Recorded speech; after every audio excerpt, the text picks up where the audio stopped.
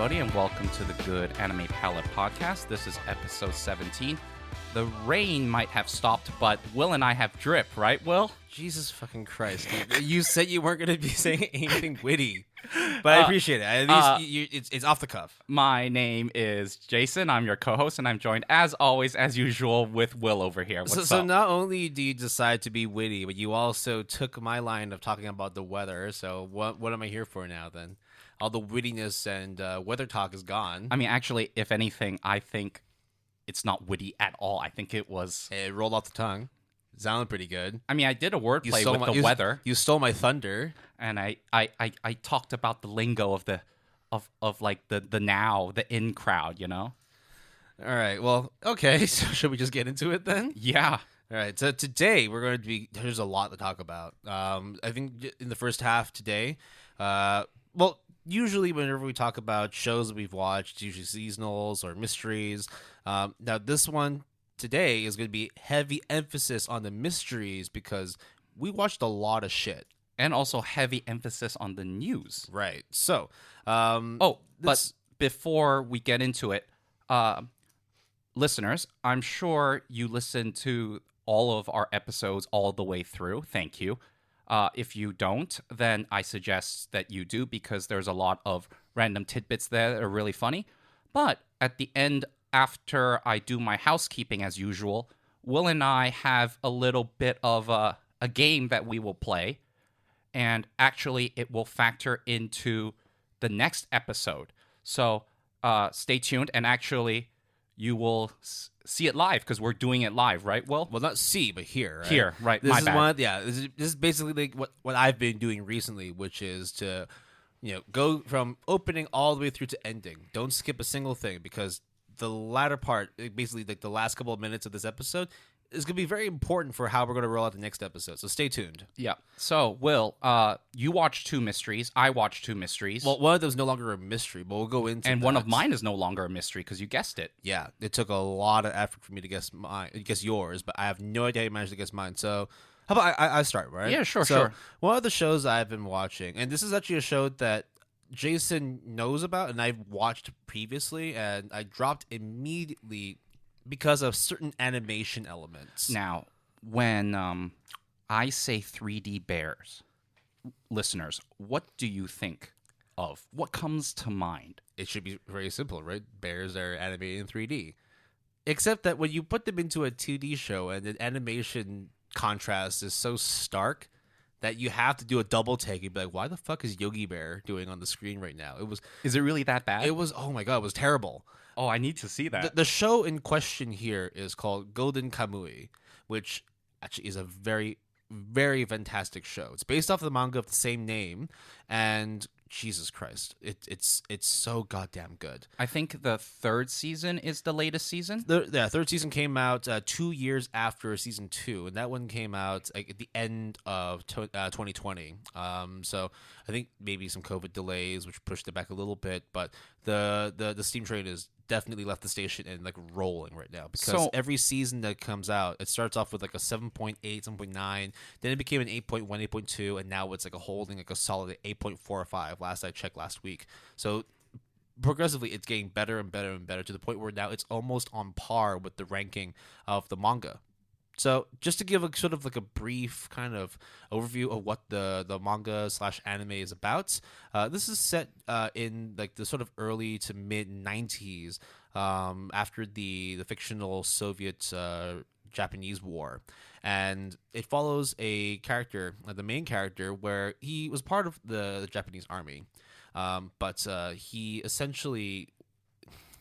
He's known as one of the more like immortal characters in the show because he's managed to survive the war, and it just seems he's never able to die. Now, the underlying plot of the story is that there is a prisoner of war that has stashed away a boatload of gold. This is during like the gold rush within this fictional world, and someone had basically created maps to be able to triangulate and find this gold.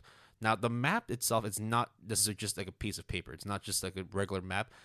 The prisoner actually, while they were in prison, started tattooing parts of the map to all the prisoners that were in his jail cell, which is like, I think it was like 400 members, and you needed to be able to collect all the pieces of the map together, put them back all into one big map, and be able to find the location of the gold. Now, the issue is there's 400 people, and there's only really one way to read the map. So what do? You have to kill people off, or you need to work together. Now, of course, you work together, you split the gold, fine, right? Except that there are some people who kind of look at it, it's like, no, this gold belongs to me.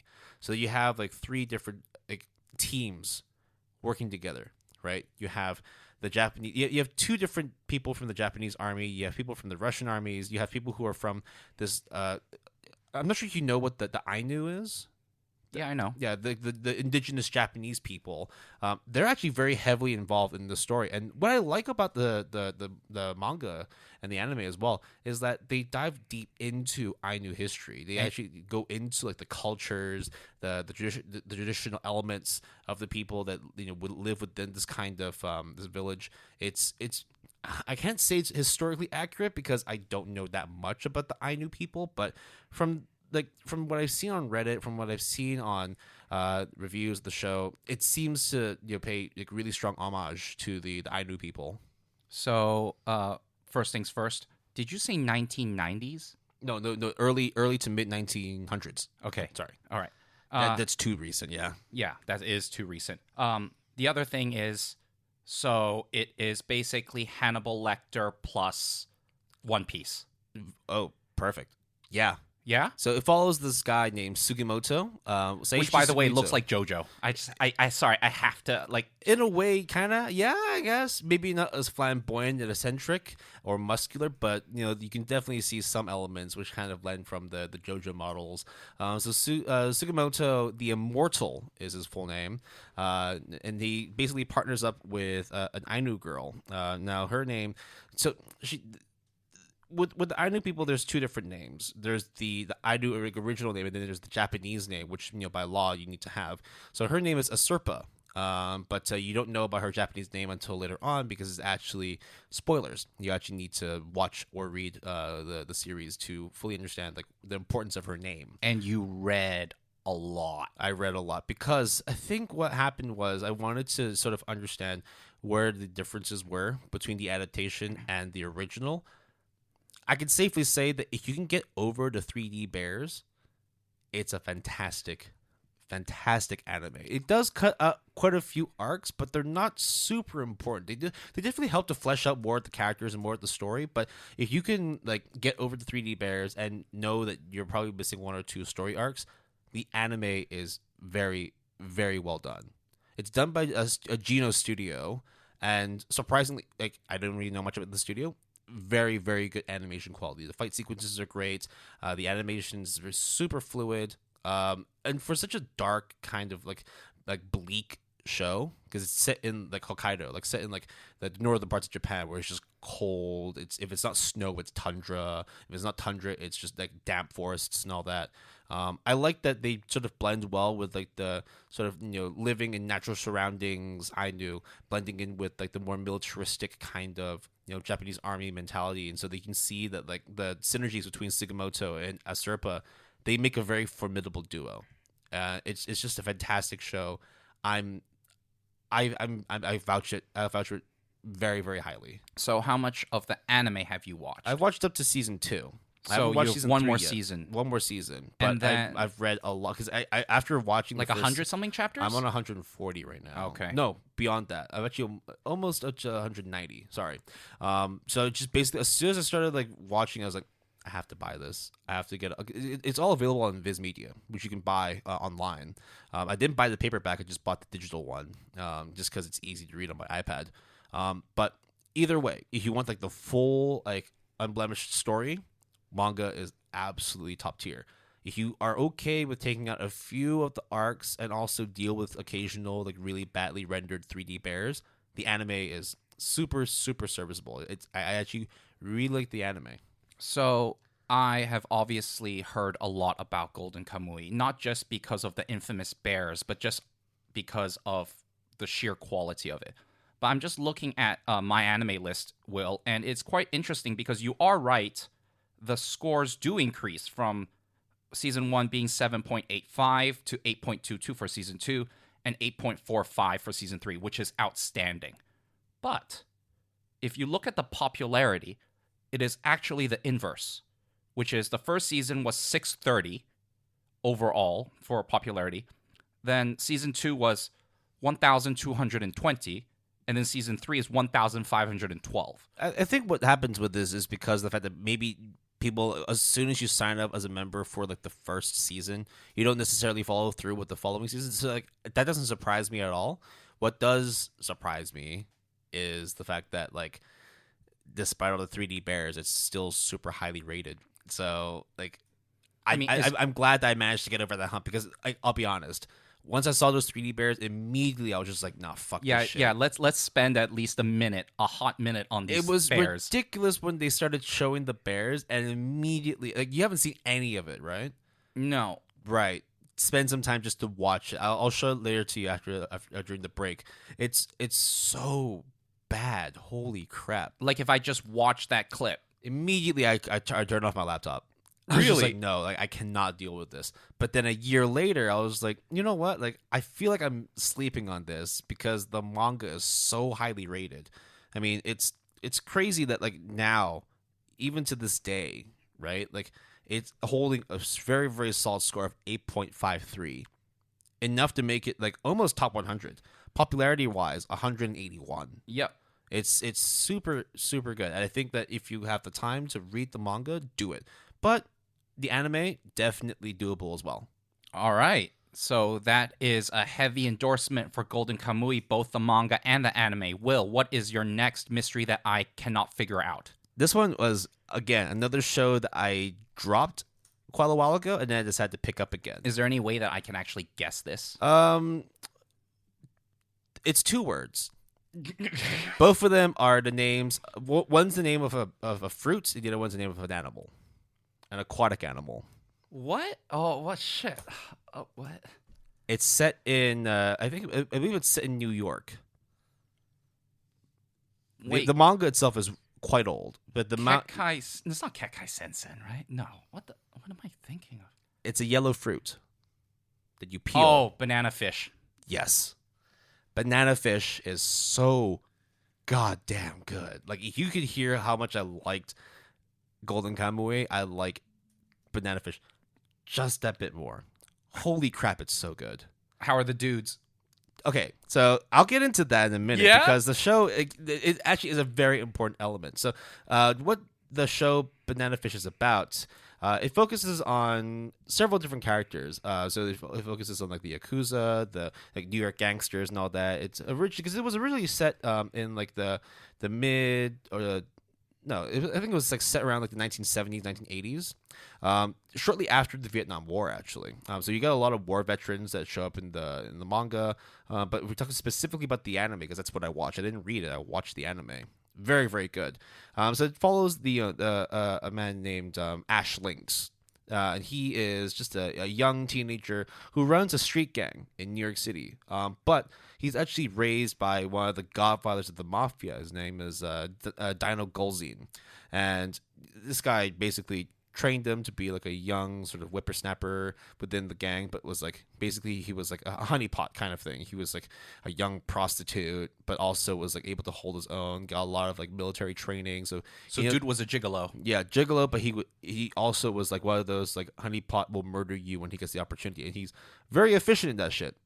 Now, what happens in the show is that it follows the titular character. It follows Ash Lynx when he finds out that there's an ongoing investigation about this thing called banana fish, because when his brother came back from the Iraq War, actually no, sorry, not Vietnam War, the Iraq War. When he came back from the Iraq War, the last words that his brother had muttered to him was banana fish. Now, what the fuck's banana fish? Is that a code name? Is that like a specific person? Is that a location? So he brings it to his boss, Dino, and immediately it just starts a whole fucking snowball of fucking collusion, of murders, of betrayal, and it's just I can't go into that much more, but it involves a multitude of like Japanese gangs, Chinese gangs, the New York Mafia, and the police get involved, and it's just it's just an amazing action drama. Now, you did ask me about the men, about the boys in the show. Yep. It's very ever so slightly homoerotic. Oh, ever so slightly. Ever so slightly. Because, okay, maybe not ever so slightly. It's actually very, very, very prevalent. I don't think that was necessarily the creator's intention to make it super homoerotic, but like when you have all these really like lean, muscular men who are like, you could see the relationship is beyond just good camaraderie. They really care and they cuddle each other and all that. Maybe kiss a little bit. It's just like, oh, okay, this is where it's going to work. But it doesn't like sort of like go into that deep. In a way, Does it actually enhance it though? it does. Okay. It actually works really, really well because when used because the thing is there's not that many women in the show. Right. It's almost like JoJo in that sense, where like women don't necessarily play a huge role in Banana Fish. Except Banana Fish Part 6, right? In the women prison, right?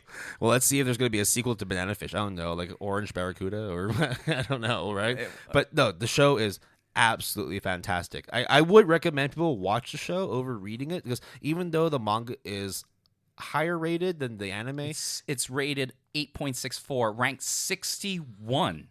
Jesus Christ. the anime, on the other hand, is exactly ranked 100, popularity 237, holding a very, very good score of 8.51. I would easily say watch the anime. I watched it. I didn't read a single chapter of the anime. It was always on my plan to watch list, and I think one of the things that intimidated me wasn't the content, the setting, or anything, was the fact that it was 24 episodes. It is quite chunky in the sense that, like, okay, a lot of shows now are either like 1 or 2 cours. It shouldn't be like that crazy, but because of how heavy the material is and how complex the character development is as well, it does require a lot of attention. That's where it's a little bit different from like watching a regular 2 cour show. Now, without going into spoilers, Will, does Banana Fish contain a lot of, I guess, seedy violence, like just Extremely violent, but it's not gore. just It's outright very, very violent. like society, like human modern city metropolitan society at its worst. We live in a society, Yes, basically. got it. That's basically it. You just see like the depths of human depravity and just how evil the human mind can be. Right. But I'm glad you watched it. It's a beautiful show. It's insane. It was. I almost gave it a 10. So it's a 9.5 basically. Essentially, yes. I think like in terms of like emotional impact on me, it was very, very high. Not as high as some of the other shows I've watched. Like you already know how much I vouch for certain shows on my top 10 list, but it could easily crack in there if I give it a second viewing and let it stew a bit. So definitely those 2 shows, Golden Kamui, if you want some crazy like historical action or a historical action adventure, and then Banana Fish if you want some more sort of like crime drama, like some real deep dark shit. So it's funny to me that when it came to your 2 mysteries, there was a through line in terms of just violence and humans are shitty and war and stuff. Meanwhile, on this side of the fence, my 2 mysteries are the polar opposite in terms of tone. Oh yeah. So the first one, which Will figured out after numerous guesses, is School Babysitters. It is an anime that was premiered in winter 2018 and is made by Brainsbase, which is a pretty well-known anime studio. School Babysitters is based on a manga of the same name, and it's essentially about a middle school, which eventually becomes a high school guy. He has a younger brother who is basically a toddler. And then one day his parents went out to go on a trip, and then that plane that carried his parents among many other passengers crashed, and obviously the parents passed away. When they were at the funeral, there was a woman, an old woman, who lost his son and his daughter-in-law? Like the son's wife. What is it again? Yeah, daughter-in-law. Daughter-in-law. Yeah. So basically the woman is the foster parent of the 2 boys and says, I will take care of you under one condition, which is I am a chairwoman of this school, and I need you to basically have a babysitting club because there's a lot of teachers who have kids, but they can't take care of them. So during the day when they're working, so I need you, because we have a daycare center, but it's heavily understaffed, and you need to create a club and take care of these babies. Also, because you have a younger brother who's like a little baby, and he needs he needs attend, he needs to be taken care of as well. So it works out for everyone. And then this is basically a slice of life, kind of comedy, kind of wholesome, about the interactions between the two brothers and other students and other children in the daycare center. It sounds like a good show. Like comedy slice of life. Yeah, it's And it's also done by Brainspace, which actually, let's just take a minute to like give Brainspace props. I think it's like when we talk about like huge, like really renowned studios, we're talking like Mappa, Kyoto Animation, we're talking like Bones, David Productions, and so on. But like Brainspace has also done like a lot of really good stuff themselves. Yeah, I mean like My Little Monster, To Your Eternity, Bakano, Durarara, Spice and Wolf. So Brainspace has been there. It's just not in the limelight, but Brainspace has always been there among the crowd of anime studios, and they're putting in work all the time. They also did one of my personal favorites, My Little Monster. That's what I said. Yeah, so like that's why Yeah. it means more for me as well. Yeah, so the anime, I have to say, is very, very adorable because they talk about the interactions between the kids and the students, or the teachers who are the mothers or fathers. It talks about the communication between a child or a sibling that is really younger than you, and that age gap, and how you try to care for one another. Talks about tragedy ever so slightly, and how to overcome it and be in a new environment to try to make the best of the situation. And at a 7.88, it's pretty high. Oh, that's good. Yeah, for sure. That's really good. I mean, like top 800 for both popularity and ranking. Yep. Yeah, 712 and 743 for rank and popularity. So it's really, really good. I gave it an 8 out of 10, so 4 stars out of 5 stars. It's definitely worth your time, and you can't go wrong if you want something a little wholesome, a little slice of life, and a little comedy. Yeah, and I think for the most part, whenever you give anything like a score of 8 and above, it's pretty much a recommendation. Also, the kids are adorable. The kids are fucking adorable. There you go. Good show. Now, what's the second mystery that you've been watching that I, for the life of me, cannot figure out? Okay, so the second mystery actually... Okay, so... Take your time, buddy. It actually might be... I gave it a 9. But it is based on a manga, and I'm pretty sure I will give the manga a 10. So, it's about 2 girls, and it is an anime in fall 2017 by Studio White Fox. Okay, I've heard of them before. Any guesses? No, just go for it, man. Girls' Last Tour. Wait, you haven't watched that before? Nope. Wow, I've watched it. Really? I mean, I haven't finished it yet, but okay, go on. I really, really like Girls' Last Tour. Do you now? So Girls' Last Tour is about 2 girls, In a tank. Chito and Yuri, and basically it's snippets of their everyday life in this basically post-apocalyptic wasteland. Think like the video game Fallout, and essentially you have the anime. And it talks about these 2 girls who depend on one another, are very good friends, and while they go through trying to scavenge and try to, survive, they also talk about the philosophy of life. They talk about the relics that people have left behind from the previous human civilization. And it is not only thought-provoking, but is both sad and hopeful at the same time, because these girls don't know any better. For example, in the first episode, the girls managed to find rations. and the rations says chocolate flavored. Now, you and I would know exactly what that is, but the two girls have no idea what that is. And then when they ate it, they had this sensation of, oh, it's awesome, but it's like kind of a little bit bitter. It's like, oh, so this is what it's called, chocolate? Or there would be like there was like cameras at one point, and they don't know what the hell that is.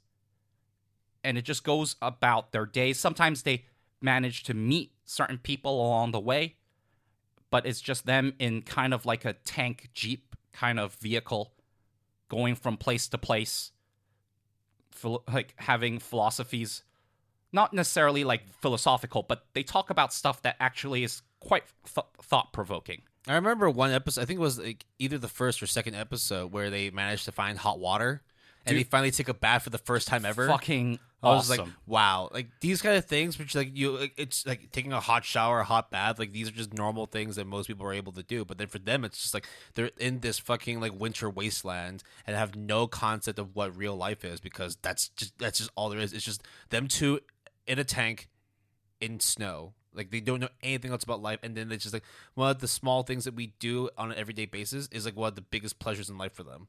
Yeah, it was super heartwarming to watch that. It is extremely funny and very sad, because Cheeto and Yuri is basically Will, you and I, because Cheeto is like the person that is all logical, all reasonable, just always wants to play it safe, is scared of fucking everything, and usually drives the car because he can't trust Yuri with the car, with the tank. Yuri, on the other hand, is super carefree, super, like, let's wing it, but also in a way that tries to...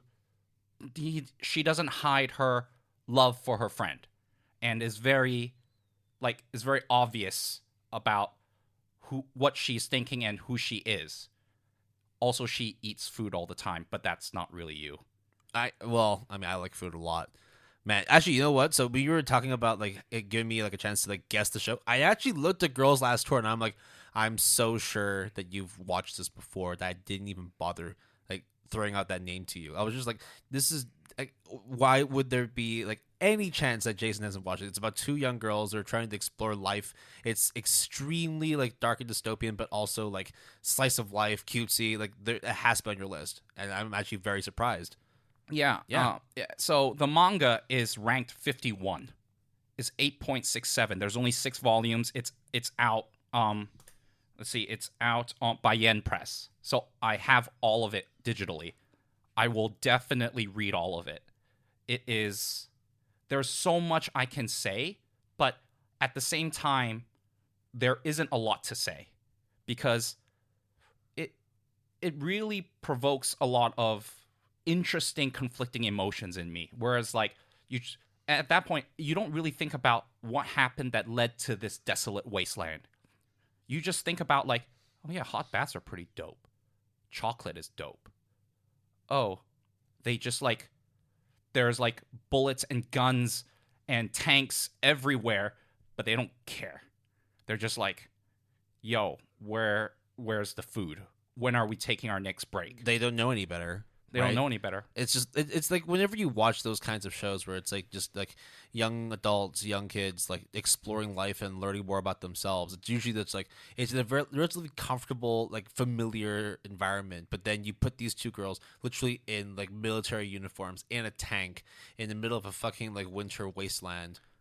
Like for them to be able to find any semblance of like human enjoyment, it's just one of the more heartwarming moments in the show. And like I can see why you really like it. I haven't finished it, but like the fact that I watched a bit of it, like, and I know what you're talking about, I can vouch for it.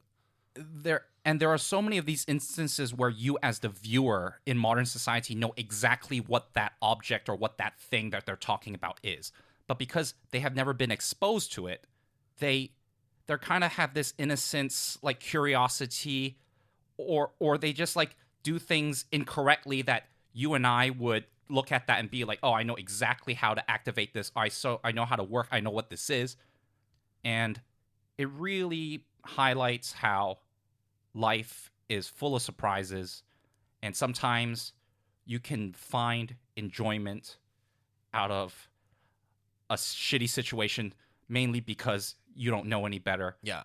And it is both tragic and hopeful that you can find things. It's a very beautiful story. It's so beautiful. I'm actually like super happy that you watched it, because now that gives me more reason to finish it. I think I only watched like 2 episodes. It is so good. I don't think like I ever got emotional, but it just kept preying on my mind in terms of the things that I thought about, the things that invoked it's in not me. a tearjerker. No, right? it's not. But what it does is that it taps into like the little pockets of emotion you have, where it's like you don't ever like connect any sort of like emotion to it, but because of the fact that these are people who don't know any better and they're discovering it for the first time, it's almost it's super innocent. Like there was at one point where they find a fish, and their minds did not know how to comprehend what that is. And it is, And then they end up cooking it and eating it, right? of course. Yeah. And guess who ate most of it? But hey. I did. Look. But it's a really good show. I don't even need to doubt that the manga is awesome. So I will definitely read the manga. I guess I'll get around to finishing the anime then. Yep. I have like another 10, it's 12 episodes, right? Yeah, it is 12 episodes. And there are like little snippets. Like each episode is like 3 not skits, but like 3 Like little short stories. yeah, right? and they have the name of the thing that they're either exploring or tackling or talking about. It's a good show. And now I have more reason to finish it. It's so good. So good. Wow. So we have 4 shows that like we can easily vouch, right? I mean, School Babysitters is all right. I mean, 8 it's a very respectable score, but when you compare it to Girls Last Tour, or when you even compare it to your enthusiasm for Banana Fish and Golden Kamui, it kind of pales in comparison. But it's just one of those chill shows, right? Oh, very chill, very heartwarming. I mean, it's always hard to compare a slice of life to the shows that we just talked about, right? Where there is like extra layers to what the show is. Yeah. So it's like that's just by default, but that doesn't take it away from the fact that School Babysitters is a good show. Yeah. Yeah. So damn, here you go. 4 Wow. shows to pick up on. We talked quite a lot. But that's because we really like the shows we watched, dude. I really fucking like Golden Kamuy, and I like Banana Fish even more. Oh my god! And now the news section is going to be Okay, we're gonna just blast through these. Some of them we're gonna go into more detail, but there's a lot. I think fuck it. Well, let's just take our time, man. Okay, so should we start off with the first one? Yeah, which sure. is the reveal story of the Heike Story TV anime, which is going to be done by Science Saru. So actually, it premiered not too long ago, right? Yeah, and I watched the first episode. Yeah, so it's actually directed by Naoko Yamada. Now, just saying the name, you might not necessarily know who it is, but this is Kyoto Animation royalty right here, right?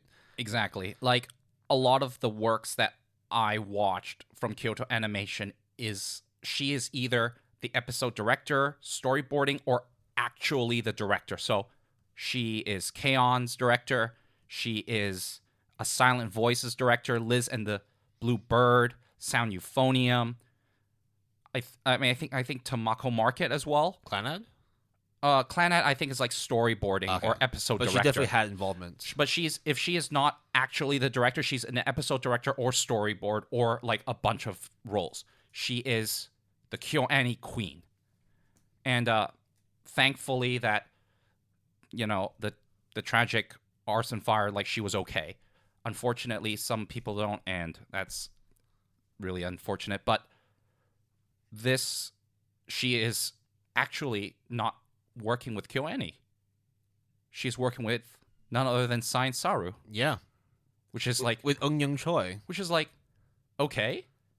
Now Eun Young, like we knew that like she's basically like the brain behind Science Saru. She was the one who proposed the studio to Masaki Yuasa. And one of the things she wanted to do moving forward with Science Saru was to bring on different directors to work on different properties. Now, the property specifically here is called Heike Monogatari, which is based on the novel of the same name from Hideo Furukawa. So Heike Monogatari, this is going to be a pretty... I'll try and condense it as quickly as possible. It's basically a retelling of a story from the 1300s between the Taira clan and the Minamoto clan during when they were fighting for control of Japan near the end of the 12th century during the Genpei War. So whenever we're talking about anything like super historical, especially when it comes to Japanese history, this is something that both Jason and I don't really know all that much about. So rather than like going into the story itself, I mean, Monogatari means story, right? So Yes. that's why like we rather the anime itself tell the story to us, and then we can figure it out, right? That's that nice, Right. nice. But now here's the thing: you watched the first episode. I watched the first episode. right, and we really know the quality that goes into like Saru Productions. I only watched the preview, like 15-second preview. It looks cool. I think I need to reserve judgment until we do our fall 2021 premiere, because this Hike Monogatari is a bit of an interesting beast, and I don't think this is something that you can get a gut reaction to. Yeah, the story itself, right? The Monogatari, the Heike Monogatari story is broken into 12 chapters. Each chapter itself has a plot. I'm talking about the original novel, right? So I don't know how the actual anime is going to retell that story, but yeah, let's wait and see.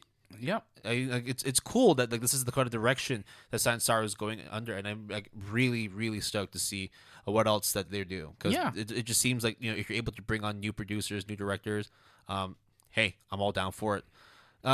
This bit of news though, the next bit of news, you're super happy about. I'm so happy about, because for numerous reasons. What are your favorite directors, specifically when it comes to anime movies? Is Mamoru Hosoda? He is essentially my favorite anime director, period, when it comes to movies. Like, I mean, he's heavy hitters, right? So when the news came out that his upcoming movie, which I think broke records, at which festival was it? Cannes? Yeah, a 14-minute standing ovation. Yeah, nobody else has done that before. So we were always wondering, like, okay, well, it's, you know, premiered at Cannes at a movie festival. When are we ever going to see it? Is it ever going to come to Hong Kong? It's breaking box office records in Japan, like, constantly. Like, okay, it's got to come to Hong Kong or other Asian countries, right? And it did in October. So that's basically the announcement, which goes into the other thing, which was, I don't know if we should reveal it, but we will do an After Dark on Hosoda. Every season, we try and go into a deep dive on a specific director, mangaka, producer, whoever it may be. I mean, last season we did Masaki Yuasa. Yep. This season, it's going. I mean, let's just say it now. It's going to be Hosoda. Right. And So, yeah. it hinged on whether or not we can watch Belle, because I said to you multiple times that if we couldn't watch Belle, we shouldn't do it. So just to, like, if you know Hosoda, you definitely know about Belle. But if you don't, hey, Hosoda has done The Girl Who Lived Through Time, Summer Awesome. Wars, Awesome. Wolf Children, Awesome. Boy and the Beast, Didn't watch it yet. Mirai, Didn't watch that yet. my personal favorite, Digimon the movie. Holy crap, that's a Watched good movie. it ages ago. I think it's year 2000, if I remember correctly. Exactly 2000. Yeah. It was a good movie. It's good. It was awesome. I mean, it's Y2K as fuck. Yeah. And now, Belle. So, look, if any of those movies like tickled your fancy, you have to watch it wherever you are, wherever it's available. If you want to wait till it's digitally streamed, do that. If it's available at a theater near you, I'm telling you, me, premiere night, just we'll watch it for sure. watch it. We'll absolutely watch it for sure. Now, 2 bits of good news. Now it's on to some not so happy news. Oh, God. Yeah. So when we talk about anime studios or just studios that stream anime, right? We're talking like Funimation, Crunchyroll, and now of course like other powerhouses like Hulu and Netflix. One service that we might not really know much about, but we've mentioned a couple times, is High Dive. Now, I have a super soft spot for High Dive because they are not well known, but the shows that they promote or end up getting, I'm thinking of Revue Starlight, I'm thinking of Bloom Into You, I'm thinking of Joshi Raku. Their catalog is very small comparatively to Funimation and Crunchyroll, but it is so well curated that if you are into that taste, that kind of, like style of anime, there is no question of High Dive. So I really like someone at High Dive is like doing an awesome job, basically. Well, as awesome a job they're doing, unfortunately, the future of High Dive is kind of up in the air because recently it was announced that High Dive will actually be leaving the Verve streaming service. Now, Verve is currently owned by Crunchyroll, which is a subsidiary within Sony's joint venture business through the Funimation Global Group. It's a whole clusterfuck of mergers and acquisitions. Right. We've talked about this before during our Crunchyroll episode. But this doesn't necessarily bode well for the future of High Dive. Right. Because what happens now is that when you start cornering the market and you start getting more and more properties to fall under your brand, what happens when you are now left in the dust and nobody wants to pick you up? Exactly. Right? Because you would have thought that, okay, you just like absorb it, but now you are actually officially not part of the gang. You're kind of left out to dry, kind of. And to be clear, Verve is a streaming service that is well known to incorporate multiple anime streaming services. Was Rooster Teeth under Verve? Yes. Right. And then now Rooster Teeth is part of Warner Media, which is think also part of the whole. I think Rooster Teeth is also in jeopardy at the moment. Yeah. Well, I mean, I think there was discussion. When we're talking about the Warner Media, Sony, acquisitions and all that, I think Rooster Teeth was also part of the discussion. I don't know what's happened to it now, but it doesn't look like it's in a good place. Yeah, I think they actually. I don't want to speak out of turn, but last I heard, it wasn't looking good, and High Dive is also not looking good. Yeah. So to people who have High Dive subscriptions or like using High Dive and all that, look, let us know your thoughts. I don't really use High Dive all that much, but it doesn't sound like a good story within the anime streaming business because it just means that now there's going to be fewer services to choose from. Which, granted, it means that if you already have a Crunchyroll or a Funimation account, again, don't know what's going to happen in the future with the acquisition, but it just means that you have a bigger catalog, but fewer avenues to go to. And if you have a Verve subscription, that's also like, well, what are you going to do now? It's just a clusterfuck. Because essentially, the multiple streaming services is not Verve anymore. It's like the singular Funimation Crunchyroll service. So your Verve account is essentially useless. And also, another thing to consider is all those shows that I listed are definitely very, very good. What happens to them? Yeah. Do the licenses eventually fade out? Then we will never be able to access them again, or like? Well, the licenses go back to the original owners in the end, right? But then whether or not those licenses get renewed, they won't be under High Dive anymore. Right? Definitely. It will be up in the air, and whoever the highest bidder is, they'll take on the license. That's why you see shows for example, that are on Netflix. They just drop out after 3 years because they decide no longer to renew them, and then someone else picks them up. But if you have a company that doesn't have any more financial backing from a large conglomerate, then how are you going to get those licenses? We don't know. We're not in the licensing business. We don't know shit about it. But from the looks of it, we can only hope that something good comes out of this High Dive business. What doesn't come out of Okay. it's all this clusterfuck shit, right? So clusterfucks aren't great. Just like how you have a clusterfuck for an episode. Okay. You have a clusterfuck with an episode. No. You're not doing show. the segue. You're not doing the segue. Too bad. I'm doing it right now. So when you have a show that's been airing this season, and there's an upcoming show that lists all the staff that are tied to that specific episode, you're thinking, okay, great. We get to see who the art director is, who the storyboard guy is, who the VAs and all that are. Wonderful. And then you start looking more into one specific episode where, if you don't know about this show, the case study of Vanitas, about cute vampire boys, there's an upcoming episode that not only has 1, not 2, not 3, not 4, not 5, not 10 animation directors. It has 18 animation directors. So it's of legal age. So, anyways, the point. Legal age in which country? Ooh. Let's not get into that. Okay, Let's get into this, though. So, Will and I, as part of one of the episodes of Good Anime Palette podcast, talked about how anime was created.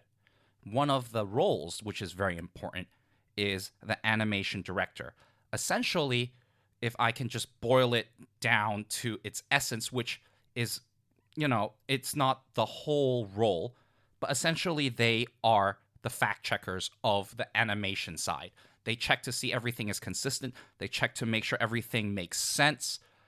And usually, there is only one person that does it. Sometimes you get multiple, especially if there's an action arc or Some are, or they split it because the workload, but usually it's like one or two, maybe three, maybe. So 18, bruh, like, Something's gone wrong. Like, imagine you order a dish, right? And you find out that your dish was cooked by 18 people. You got to wonder, like, wait, so was this one person in charge of, like, the marinade? Were they in charge of, like, plating? Or they, like, you have to wonder, like, why the hell were there 18 people that was handling one responsibility? It's a huge responsibility, right? But that's also, like, do you want to share that responsibility among so many people? And it only leads to at least one major assumption, in that something's gone horribly wrong behind the scenes, and they just had to cycle through so many animation directors to fix this one issue. Now, whether it's a catastrophic, like, big issue, or if it's like a super small one, we don't know. But 18 is not a good number. So it is hard to say, like, why there's 18 of them, animation directors. Oh, we can speculate all we want, but what we can say for sure is that 18 is an ungodly amount of animation directors. Usually what that means is they're either cycling through people, like Will said, or, like, it just doesn't work out, so they're trying to get another person to check on it, but then it doesn't work out, so they try to get multiple people, or, you check this and I check that. Basically, something is going on at Studio Bones. I don't know what, and maybe we'll find out, maybe we won't.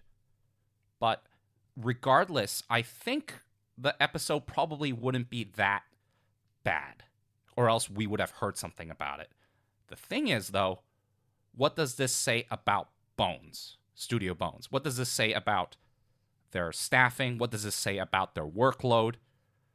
I mean, there was a guy on Reddit, or maybe it's a girl, kind of said, like, oh, Studio Bones, I guess they're working the people to the bone. And I was like, oh, God damn it. Smart. Okay. The next bit of news, I know you're super excited about, Jason. I'm just going to take a break. So, Jason, you like anime, right? Yeah, I love anime. What are you talking about? You like crypto? Do you like cryptocurrencies? Do you like digital assets? I like blockchain, blockchains, NFTs, non-fungible tokens. token. All up in the blockchain. Anyways, so this is actually a bit of a... Well, it's been brewing behind the scenes for quite a while, but it's finally come out in the forefront. Anime coins exist. Otaku coin, the cryptocurrency for anime loot. As they basically want to create an isekai anime using NFTs. Okay, so non-fungible tokens. Yeah. Let's not spend time to explain what that is, because it is actually quite complicated. Just to boil it down, it's a unit of data that's stored on the blockchain, which is a digital ledger. And it's not interchangeable because of the fact that it's all unique to a specific owner, to a specific creator. But NFTs can be used for a bunch of different things. It's all digital stuff, right? So it could be photos, audio, it could be videos, it could be any kind of digital file, digital assets. So when it comes to making a digital anime, like an NFT anime, why the fuck not? Also, why the fuck does it have to be an isekai? I guess it's just because it's on the blockchain, dude. It's a blockchain isekai, right? You're going to be using Ethereum-based fucking characters, right? Trying to be selling all that Dogecoin and shit, bruh.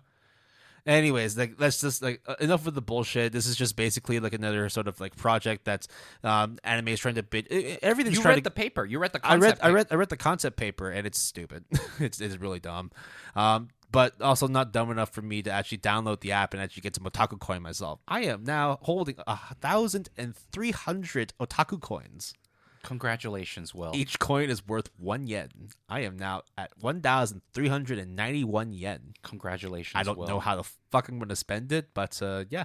This is not an endorsement. Don't go and download the Otaku app. If you already have it, sure, whatever. This is not an endorsement for Otaku Coin or anything like that.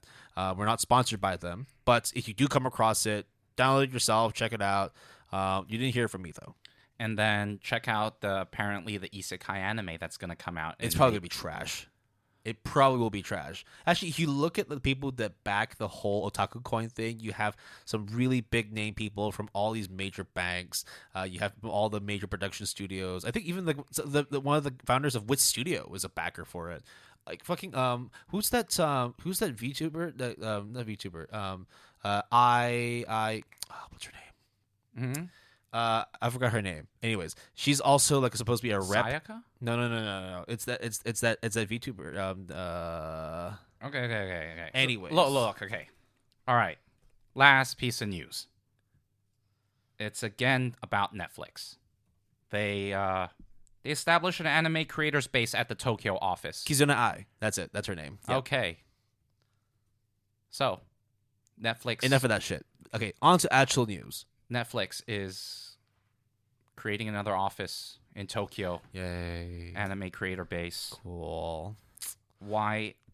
Look, I put this in as kind of semi-joke, but I guess now we have to talk about it. Yeah, let's just talk about it. What is there to talk about? It's just Netflix, trying to put their foot in the anime world just ever so more. It's just like, okay, we knew you were like investing billions of dollars into animation, specifically within Japanese anime, so like this doesn't come as a surprise. So, did you watch the video? No, I didn't. Tour? I didn't. A VTuber introduces Enko. all of it, and it is just what the fuck? I have nothing against VTubers or anything. It's just all of it is just what the fuck. So the whole concept of this project was inspired by Keep Your Hands Off Aizaken. Now, you and I have watched the show. We really like the show, right? It kind of tapers off a bit like halfway through, but it's a good show. Very good show. But the thing is, right, the whole premise of the show is that you have these three teenagers that want to just explore the extent of their creativity and create a space where they could just let their creative minds flutter. But Will, what you don't understand is the school is the institution, but within that institution, they get to be part of the animation group, just like Netflix is the institution, and then the anime creation base is like the creative minds, like. So what blossoming. So what you're saying is the school that Aizaken is based on got bought out by Netflix and is now turned into an animation studio where they basically wring out every creative drip out of their students. And Aizaken is just a pawn in Netflix's grand scheme of anime domination. Look, I'm looking. Speechless, right? Like, what else do we know? What else can we say here, man? Like it's at that point now where things are just so watered down that we're not surprised by this shit. Like if all of a sudden we hear another Fumi Crunchyroll acquisition of another studio, or like Netflix decides to buy out like another like 5-10 like studios in Korea and the Philippines and Vietnam, like okay. This shit was going to happen anyway. It's just like how quickly is this going to happen to the point where like there's no more news about this stuff because they've bought everything out. And then we wait like another 5-10 years for another high dive-esque kind of emergence, and they come in and disrupt the market, and then they got bought out by Warner Media for like $250 billion. Man, we sound like two angry, bitter nerds. Yeah, but it's also weebs. Yeah, but it's like they created us, right? Like we grew up watching all this shit, and we're like so happy that like you have all these individual studios that come up with their little creepy, like crazy, weird quirks, or like super lovey-dovey, like wholesome shows. And then now it's just like, well, you know what? We're gonna make this studio and just pump out lots and lots and lots and lots of shows. I mean, you and I have talked about the catalog of anime on Netflix. It's dry as fuck. Yeah, dude. we talked about it for almost one whole episode. Right? And the episode, we talk about some of the great stuff that's on there, but also a lot of the drivel that is just perpetually on there. It's just, I don't like it, but this is what we signed up for. And not only that, but that's just the reality of the situation. We created this as well, right? We wanted, more anime to be accessible. We wanted to be able to not need to buy physical media and just stream everything online. So there's more and more companies that see the importance in it and then decide that, hey, people want to watch anime online. We're going to give them anime online. They just didn't say it was going to be bad anime. I don't know what's going to happen out of this Tokyo studio, but look, let's just wait and see. No, Will. It's not a studio. It's an anime creator's base. Yeah. It is a space where creative minds can blossom and create animation that fulfill. Oh, so it's like WeWork, right? Where like you don't Yo, own an office. no, dude, that's that's too real. Yeah. All right, so that's the news. Actually, I don't think SoftBank is involved in any of this at all, and SoftBank are known to make some pretty questionable investments in things, like WeWork. Yo, we are we're making enemies left and right, dude. It's okay. I'm not renting out a WeWork space anytime soon. Yeah, I would not think so. We can't afford it. We can't afford jack shit. No, but what we can afford is a quick break before we go into the heart. What is it with you and segues today? I'm learning from the best, Jason. Fuck and the best is sitting right across from me. Oh, you're so kind. Anyways, so we watched a fuck ton of really, really good mysteries. You already know that, right? School Babysitters, Golden Kamuy, Girls Last Tour, Banana Fish. Check them all out.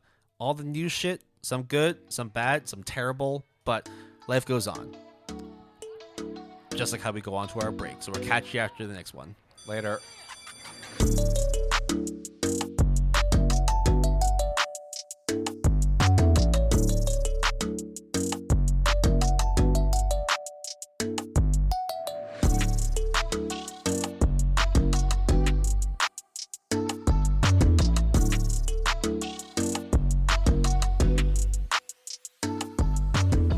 Back to the second half of episode 17 of the Good Anime Palette podcast. This time around, I had to remember to say the episode number because I always forget. I have to remember every time, otherwise Jason's going to pick up on it. So welcome back. How are you doing, Jason? I think I have PTSD from Golden Kamuy 3D bears. Right? The bears are fucking awful. Fucking atrocious. Jesus Christ. First of all, it's like a blob. You can't really tell. You can't see the eyes. You can't. And then I swear someone just took a model of a bear and it was just like, oh, let's just like crop it and copy and paste it. But the problem is, it's like, let's make it as real as it can be and then take it down a notch. And then it's like, well, it's no longer real life looking. It's no longer like 2D animation. It's somewhere in between and it just looks so out of place. Okay, so it's just, okay, it looks like Berserk 3D for first of all. But the thing that really sorry. Oh, there we go. Sorry.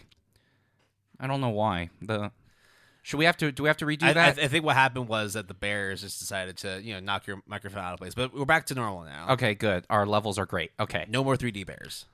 Christ. Yeah. But we're going to be talking about something that's, to be very, very honest, when we started rolling out like our episode ideas, our topics, this one was one that initially I was kind of worried about. And actually, it was one of the first few that we thought of, but it was the one that we kept putting off until now. So to give people just a little bit of context, whenever we come up with shows, we usually come up with episodes. The themes usually pertain to like a genre, a trope, a character, something that it's very easy for us to spend some time to watch and learn and to digest, and then be able to, I guess, regurgitate it back to you.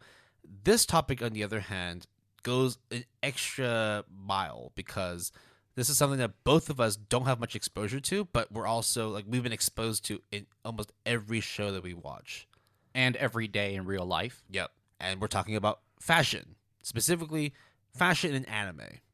Now, this one is, as I already said, going to be a tough topic, but to be fair, we've actually been exposed to a lot of very fashionable shows, fashionable characters, to the point where it may not actually be too difficult to talk about. We'll try and paint it in a way that's easy to understand.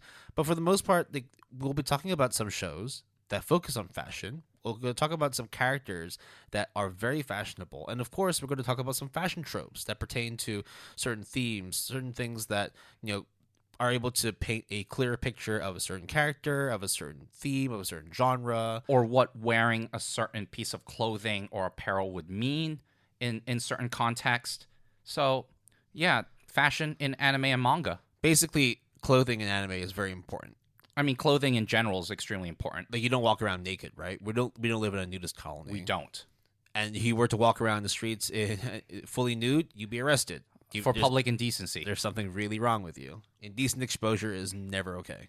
So, we all wear clothes. So, why does it come to anyone's surprise that anime characters also wear clothes? That's the thing, right? Like, every character, at least for the most part, wears some sort of clothing. They wear like a shirt or like a blazer. They wear trousers or skirts, and they have shoes and maybe some attachments, some other side pieces. So, like, why is it so important that we talk about clothing? I think when it comes to clothes in general, they're the middle section.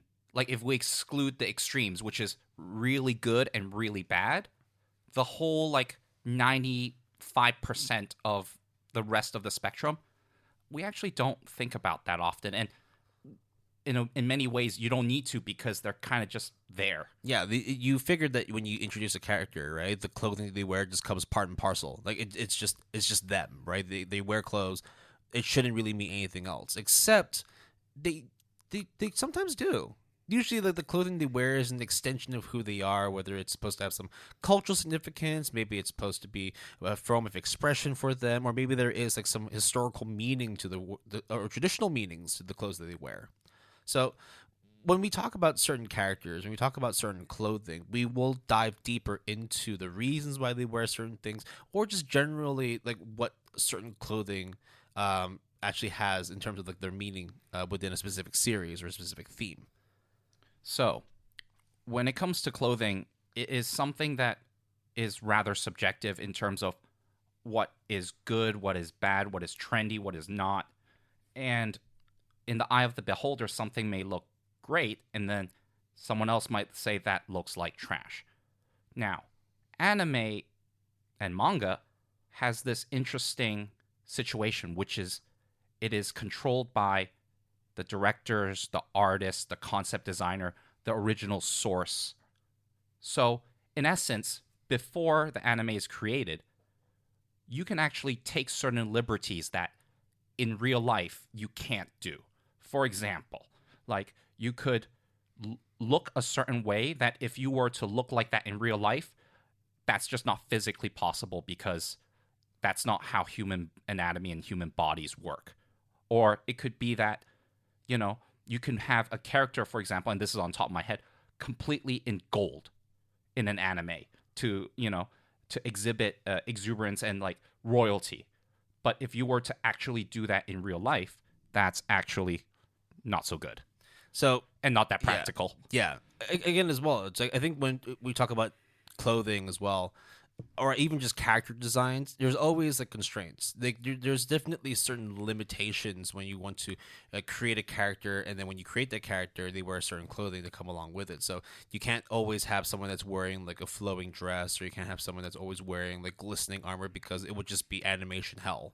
Yeah, and if we go outside of anime to, for example, manga, it becomes extremely important what it looks like, because it's not animated. In essence, a static image is all you have to see kind of the taste or the impression of a certain character beyond looking at their speech pattern, beyond looking at their facial expressions or what they do. What they wear is extremely important, and I feel like that's why Will and I would always want to shine a light on this. Yeah, like if we talk about like major Hollywood productions, actually, speaking of which, like one movie that I watched fairly recently, Cruella, like they go through wardrobe changes every single scene. And the amount of money they actually put into the clothing is ridiculous, but that's because for them, clothing is super important. It tells half the story. And sometimes with the anime we're talking about, even though it's not necessarily going to cost extra to, have a character wear a one-piece dress as opposed to like a t-shirt and jeans, it's still important that you have to make those decisions before you actually create the character, because without it, it leaves the character feeling a little bit empty. Sometimes the character, without talking about the apparel, it just doesn't make sense. So, we will be talking about a lot of examples in this main discussion topic. I would think that a lot of them are not spoilers, but we will try to be as cognizant of the situation as much as possible. But if I were to talk about literally iconic apparel,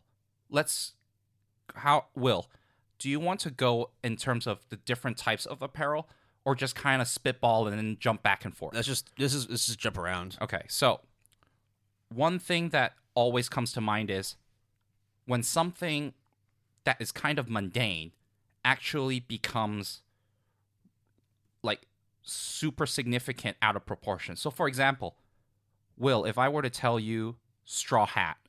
Oh, One Piece. Exactly, Luffy. But the straw hat by itself is just a straw hat. Yeah. If I were to say red jacket. Well, there's quite a few. I mean, I could think like Akira. I could think. Well, actually, that's a red jumpsuit, which is from Evangelion. Yep. Right. Or you think, or even Trigun. Yep. Yeah. So they're immediately when you like red jackets, they don't really have much significance, but when you like have that context behind it, it means a lot more. And sometimes than just a piece of clothing. Exactly. And sometimes it's not just your pants and your shirt, like your upper clothing and lower clothing. What about the headbands in Naruto to signify the different village that you're from? Or the little gemstones that like the different sailors and Sailor Moon wear as well, right? Like whether it's like around their neck, whether it's in their hair and all that. And even their colors that associate. So Sailor Mars is red, Sailor Jupiter is green. Mercury is blue. Like these are not only intentional decisions, but also they use color to signify certain things. So for example, one thing that I think that is back to our like tsundere kind of a dere episode. It seems to me that a lot of red hair characters are tsundere. Would you say so? I think if we want to talk about like the primary color palette of red, yellow, and blue, it's usually like red is like the super intense kind of always like up in your face, like overexcitable, like but super passionate kind of character. Like jobless reincarnation. Yeah.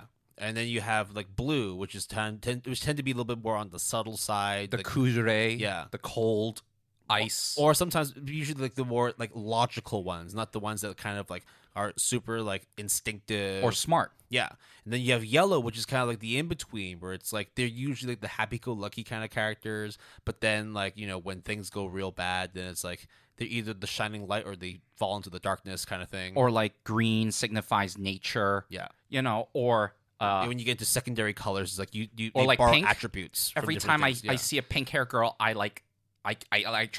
get scared because pink is just basically an amalgamation of red and white, right? So you have the white to soften like the more intense tones of the red, which is why pink characters tend to be a little bit more sort of like at least a little more aloof. Sometimes when you see pink, though, on the other hand, it could also be like way more extreme than red. Like for example, if we talk about yanderes, pink hair yanderes, exactly, fucking crazy. That's why. Just run the other way. Yeah, it's never just black and white.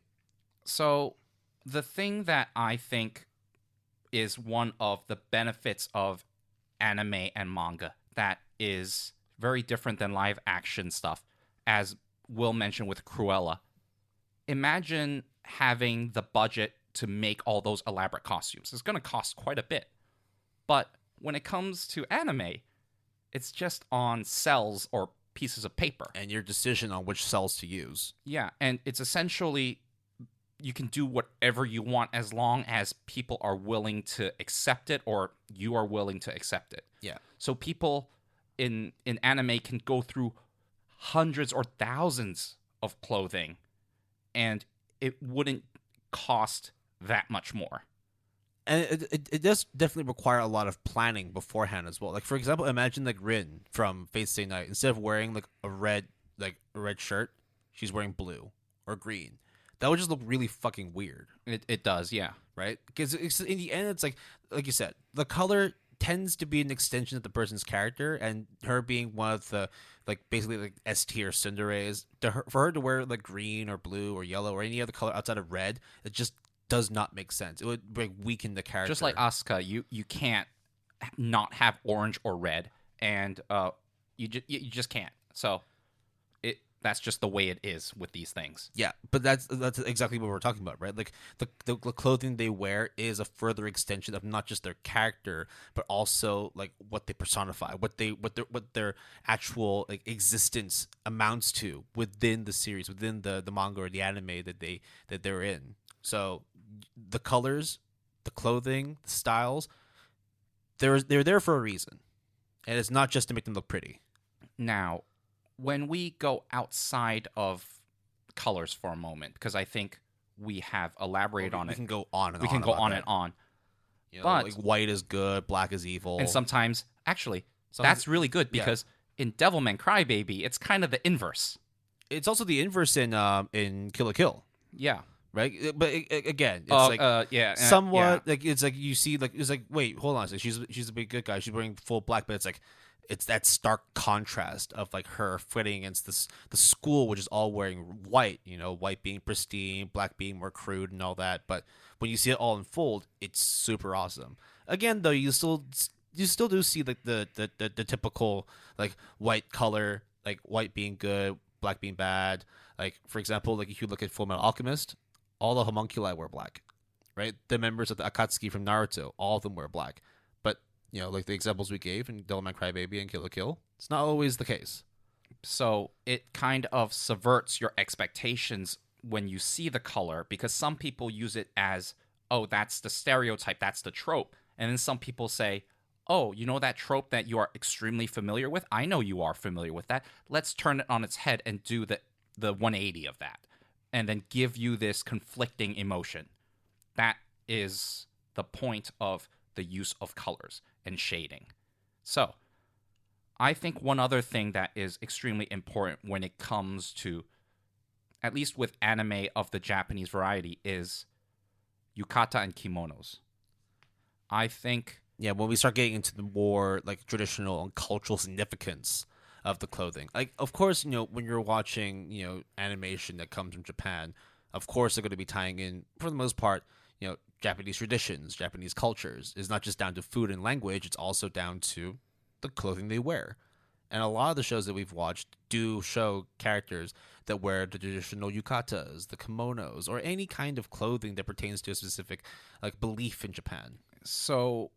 earlier in episode 16, we talked about high school anime, and one of the common events that happen during a lot of these animes is attending festivals, essentially asking your crush to go to the festival with you. And having the females dress up is a big deal. It's almost like when you go to prom and you wear your little tux and your dress and all that. In the same way with this one, you ask a girl out or you ask a guy out, and then you both wear your yukatas or kimonos, and then you walk alongside the river whilst you eat cotton candy and dango. And takoyaki. And takoyaki, have to have takoyaki. Or taiyaki, the fish cakes. Or cotton candy, yeah. Okay. Something sweet, and then you need to have, like, a bag of goldfish, right? Yeah, and then afterwards you go to, like, the shrine to say your prayers and either wish for good grades or love. Now, another very, very well-known anime trope is beach episodes. Oh, man, I love me a beach episode. Now, beach episodes... I mean, obviously, in real life, like, going to the beach is a rather fun time, but unless if you're me, which is I hate going to the beach, absolutely hate going to the beach. I don't mind the beach, I just hate sand. I mean, yeah, that's the reason why I'm like Anakin Skywalker in episode 2. Sand hurts. I mean, also the seawater, like, it stings because of my eczema and stuff like that. But hey, in high school anime or in any of these shows like 86 that has a beach episode, swimwear is extremely important, especially when you contrast it with the typical high school one piece with like the rectangle and your name written on it, so it looks like super corny. Essentially, I mean, I don't know. I mean, this is not like the most mind-blowing thing, but essentially bikinis are kind of like lingerie in a sense. And to see to pick a bikini and then have like guys fawn over you, and or you literally have an arc where you go to the bikini store and try to figure out the most perfect bikini to wear the next day and things like that. You remember that episode in Grand Blue? I do remember that episode in Grand Blue. It took for fucking ever for them to buy something. And then the Easter egg that they had in there was great. It was awesome, really good. Awesome. So it is the bikini as an apparel shows kind of vulnerability and exposes a character for all to see. Yeah, but again, we're talking about it specifically from character expression. We're not talking about this in the sense that it's like fetishism or sexualizing and whatnot. For them, like Jason said, this is essentially an expression of freedom for them to be able to break out from the confines of their school uniform, of their work attire, of whatever they wear on an everyday basis, and just be themselves. Okay, well, you said the magic word. You said school uniforms. Yes. This is good. Right after we talked about high school, yeah. So we talked about it a little bit in the high school episode, but this is about fashion. And what more can you say than high school uniforms playing a pivotal role, not only in real life Japan culture, but in anime and manga as well? I mean, when you talk about high school anime, you cannot not talk about school uniforms. Like anytime you mention an anime, you immediately know what their uniform style is and also what their color is. I mean, like last episode we talked about, some people, at least in the anime, would say, I went to this school because I like the uniform, because it has a sailor uniform. And I'm just like, no, but okay. And then when that gets repeated in like multiple properties, IPs, I was just like, okay, so I guess that's a thing or a joke or like an in-joke. But hey, school uniforms are extremely, extremely important. Right? Like, for example, like you can't talk about Haruhi Suzumiya without the bright blue school uniform, right? You can't talk about Kakagurui without the insanely deep red balanced by the black school uniform, which is just like it makes sense. It's like red tends to be a very chaotic kind of like crazy color, passionate color, and then when you see how passionate they are about gambling, it makes sense. Or the militaristic uniforms in Code Geass, which is just it just looks like they are ready to go battle at any point. Full black, militaristic. It's called the Gakuran, which is it actually there is like there's some like historical significance as to why they wear it in Code Geass, because this came out during like more like imperialistic times of Japan, during the First and Second World War, in which a lot of schools started wearing them as well. And so like when you balance out that theme of like, you know, the empire fighting against the Japanese in Code Geass, it kind of makes sense why they chose to use the Gakuren as part of the school uniform in Ashford Academy. I won't go too deep into it because there's a lot of sensitive wartime topics there, which you're better off just watching the anime to learn more about. But yeah, there is significance as to why they wear those uniforms. I would say, for example, the Bakemonogatari school uniform is very left a very big impression in my mind, that whenever I see that color combination of pink and purple and red, I'm just like, Monogatari, got it. And then when you talk about like blue military uniforms, you can't think of anything else but Full Metal Alchemist, right? Yeah, exactly. They just come part and parcel. Right, so it's not just school uniforms, but uniforms in general. So, for example, if I were to wear the air maneuver gear in Attack on Titan, that kind of like, I guess, leather jacket kind of look. Suede. I don't know what kind of I material really it don't is. know. And then you have like the pants, the getup, like, and then like the cloak you wear. How can you not remember that? Every time I see that, I would just be like, oh, that Attack on Titan. There you go. So it leaves a huge impression. So, Will, as a just off the cuff, what is some of not just school uniforms but just uniforms in general that left a huge impression on you? I think like this isn't like necessarily like representative of the whole anime series, but like when you talk about like the orange jumpsuit from Naruto, right? Like you know that he is literally like a needle in a haystack. He is the black sheep within the village. So therefore, his attire is completely different from everyone else's. They either wear some sort of traditional Japanese outfit, or they wear something that's a little more militaristic. Then you have him wearing. But that's also because the Nine Tails is orange. That's true. But that's again, right? It's still another like extension of who he is, of what character he is. Where it's like, a balance of red and yellow, being more intense, but always bright and happy-go-lucky. Again, we're going back to the color palette and what those colors express and mean in anime. So, like, just like that, like, no matter what, yes, there are the headbands, right? Yes, there are like the military uniforms they wear. But I think if you were to talk about one specific statement piece from Naruto, it has to be Naruto Uzumaki's orange jumpsuit. Now, for me, it's not necessarily a school uniform, although there is a school uniform variation, and that is the uniform of the Sailor Moons. There is just no way in hell that that is not recognizable, even in popular culture. I mean, I remember us doing that sports episode where there was a figure skater wearing the outfit, the Sailor Moon outfit, doing the routine, and the fact that people would look at that and instantly know what's it about is just so. It just tells you how impactful a uniform is.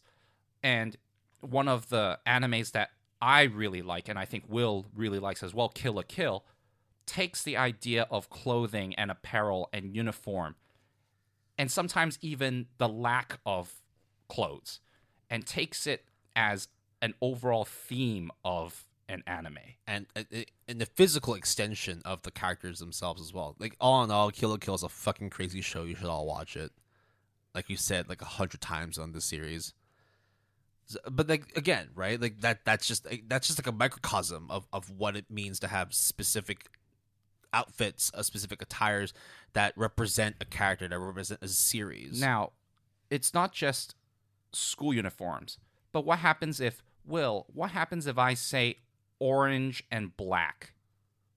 I mean, bruh, like, yeah, of course, you're talking about one of the greatest high school volleyball teams of all time. Exactly. Kurasuno High School. Right. So within that, if I don't even know the people's names, but if I tell you red, you think of the cats. Yeah. If I think of like turquoise, like greenish, you the think wall. of Abijose. What's the technical date? Actually, they both wear some sort of green. No, because the home is the turquoise color. Ah, yeah. And then the away is the white for Abijose, and then it's the reverse for Date. Yeah. Okay. Yeah. Then you're correct. Yeah. So yeah, like you said, it doesn't have to be school uniforms. It could also be sports outfits too, and it's in the same way in the realm of sports too. Like, certain colors pertain to certain soccer teams or football teams, basketball teams. I don't care that much about soccer. Well, let's say, like, for example, if I say basketball, green. I don't know, maybe the Boston Celtics. Of course, right? If you say yellow and purple, it's the Lakers. Yeah. Sorry, I was right? gonna pretend to play dumb, but like, I don't care about soccer, but I know the colors of Manchester United. I know the colors of Man City. Like, I recognize it. Yeah. So you might not know who the players are, but you definitely know what they wear. Definitely do not know what the players are. But look, uniforms are extremely important, not only because it kind of gives, funny enough, that's the name, uniform, kind of like identity for that team or that group of students, or an identity that everyone can bond with or are connected. It can also be like, oh, that is from that anime, or even you're trying to reference that anime, as Will mentioned with the Easter egg from Grand Blue.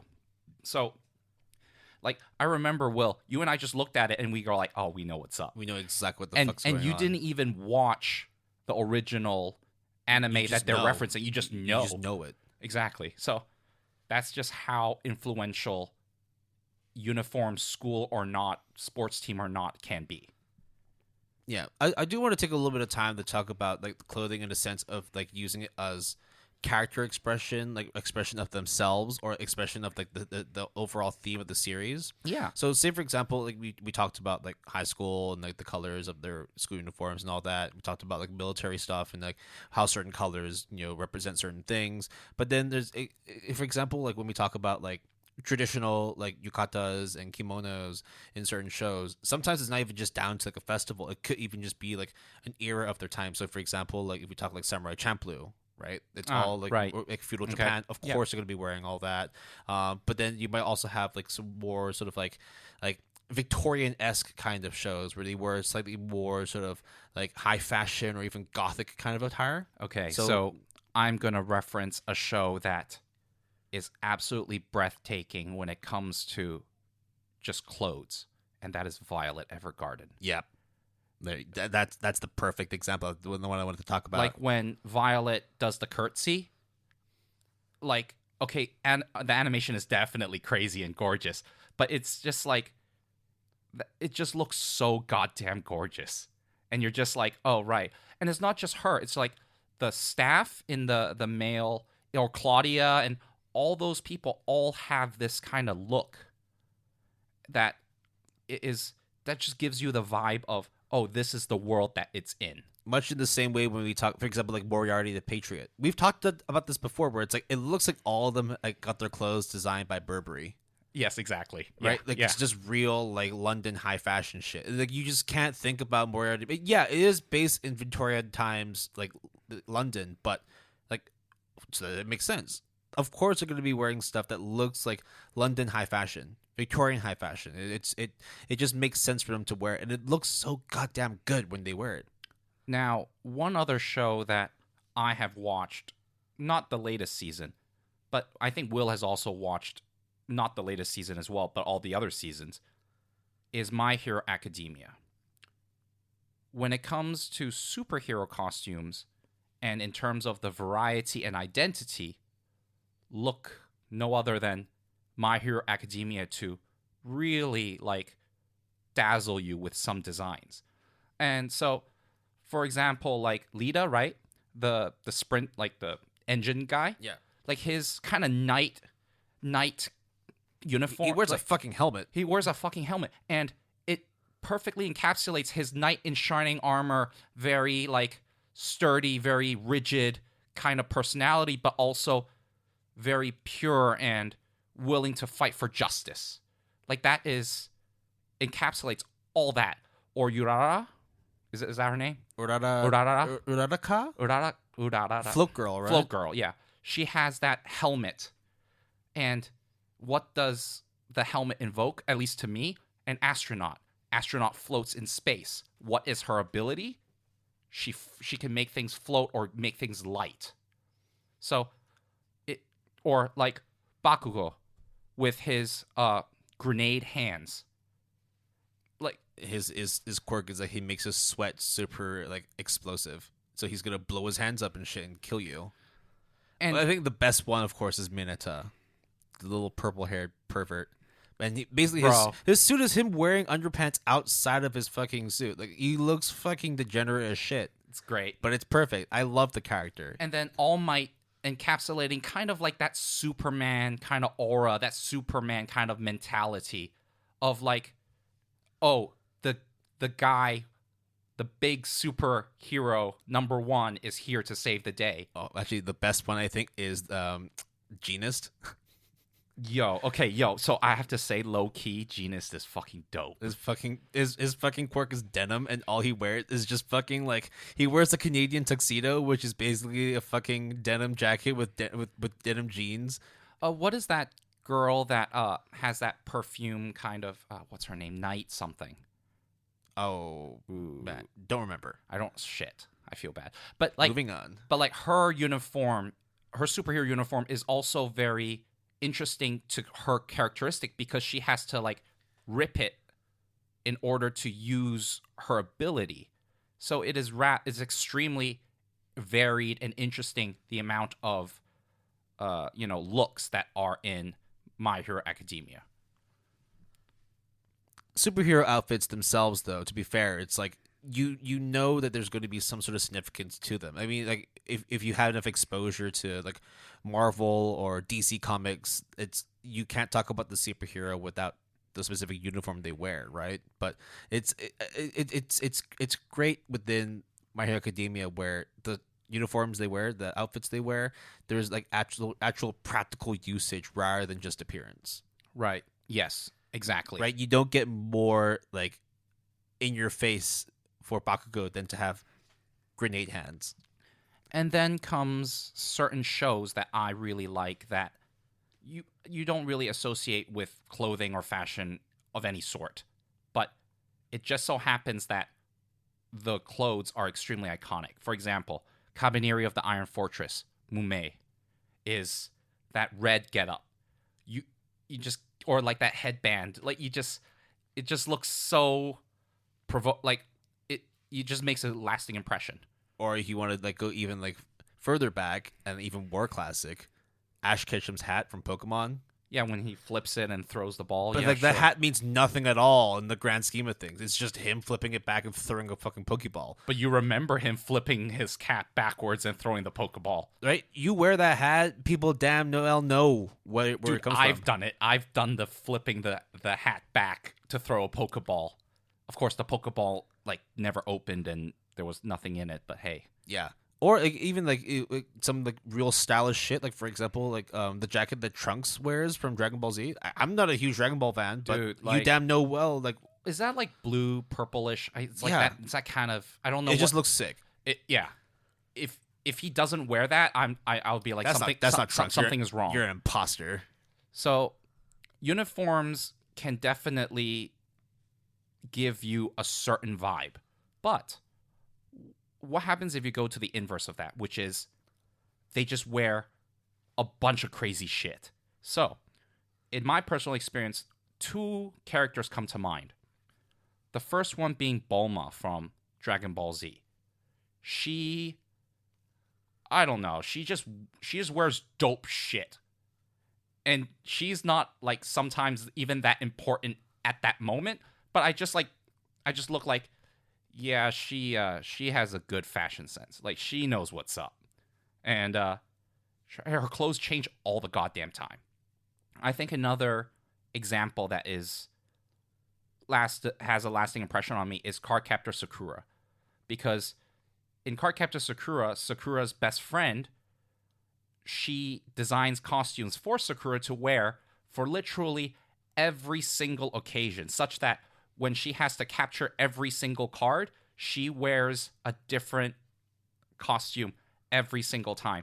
And it not only provides flavor to the episode, but it also is like, sometimes I would just be like, oh my god, next card that Sakura gets, like, I just wonder what kind of costume that she's going to wear. And then at one point, they kind of flip it on you, be like, wait, why are you wearing the same costume? And they're like, oh my, I forgot to get the costume. And it actually becomes a thing. So it's extremely important even when there is no consistency. Now, we talked a lot about clothing. We talked a lot about characters. Clothing in anime, characters in anime that wear very specific clothing, fashionable and stuff.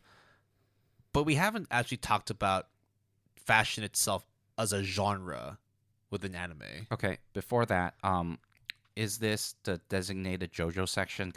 No, that's later. Okay, JoJo section is a section of its own. So you know the elapsed time, right? We've got time. Okay, good. Don't you worry. Okay, good. But we do need to talk about a couple shows, because these are actually shows that we specifically watched in preparation for this episode. Now, it doesn't mean that like these are like the de facto shows you need to watch when you want to understand fashion within anime, but the core plot, the core theme of these shows itself is fashion. There's a few that we've watched. Funny enough, when we tried to do research, we could hardly find any.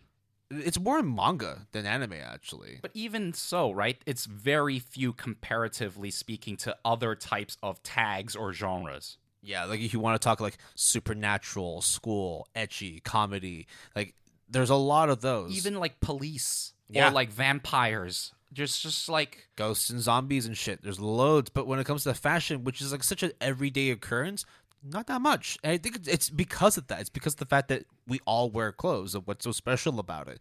Well, let's talk about these specific shows, and hopefully that'll change you around. Will, what are you going to recommend that you? Bro, okay. So Yeah, there's three yeah. shows that we've watched that Yeah. we all like at varying levels. Yes, Should we start off with Runway? sure. Let's start with Runway. So the show itself is called Smile Down the Runway. It is based on the manga of the same name, and I think it recently ended officially.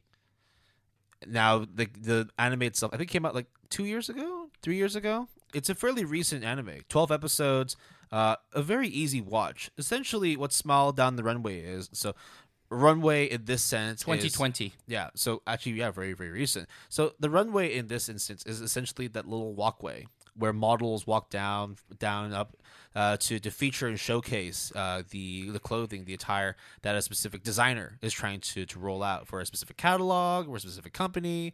And the central characters, there's two central ones. There's a third, which I don't really care all that much about. Yeah, I don't really care for her So either. one of them is essentially the main character, who's essentially she's the daughter of a large fashion company. And well, her name is it Fujito? Chiyuki Fujito. Yeah. So she has dreams to be a model. However, when she was in her preteens, getting to the part where she's almost a teenager, she's quite tall for her age, and then she stays that height. So she's deemed too short to be a successful model. However, She's stuck at 158 centimeters. which is pretty tall, right? At least for like a young Japanese girl. But when you want to go into the world of fashion, especially when it comes to modeling, you gotta be skinny, you gotta be tall, you gotta be very very tall, you gotta be at least 6 foot, and she's not, unfortunately. But she doesn't let that kind of get in her way. She continues to pursue her dreams, much like how the other character Ikuto Sumura, he wants to be a designer. However, when it comes to fashion design, materials are very expensive. And his family is very, very poor because of paying medical expenses and because of supporting a large family. So it's really hard for him to get high quality materials to actually get to that next level. And it shows like the sort of walls and the hurdles that one needs to get to be able to succeed within the world of modeling, within the world of fashion. And it's also, I guess, the concept is interesting. The character is not, which is there's a third character who is she's a model, but she actually does not want to model. But She's like the in-between of the two. Right. She has the criteria to be a very good model, and she is modeling, but that's not her passion. Well over 6 foot, voluptuous, good figure, and everyone's like, if she models, she's going to be like top tier. But that's not her passion. Her passion is actually to design clothes, the fashion designer aspect, rather than the modeling aspect. And a lot of people question her like, yo, you have what I don't. And yet you're pursuing something that, like, you were born with.